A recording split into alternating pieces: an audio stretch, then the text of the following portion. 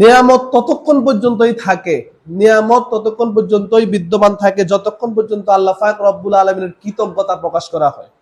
আর তখনই নিয়ামত শেষ হয়ে যায় বা নিয়ামত চলে যায় আমাদের থেকে যখনই আমরা কৃতজ্ঞতা বলে আল্লাহ পাক রব্বুল আলামিনের যে প্রশংসা আছে প্রশংসা বলে যখন আমরা গুনাহে লিপ্ত হই তখনই আমাদের থেকে নিয়ামত চলে যায়।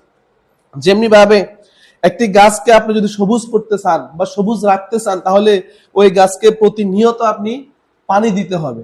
যতদিন পর্যন্ত আপনি পানি দিবেন ততদিন পর্যন্ত ওই গাছটা সবুজ থাকবে। আর যখনই আপনি গাছের ভিতরে পানি না দিবেন বা পানি দেওয়া থেকে বিরত থাকবেন তখনই ওই গাছের ডালগুলা ওই গাছটা শুকিয়ে যাবে।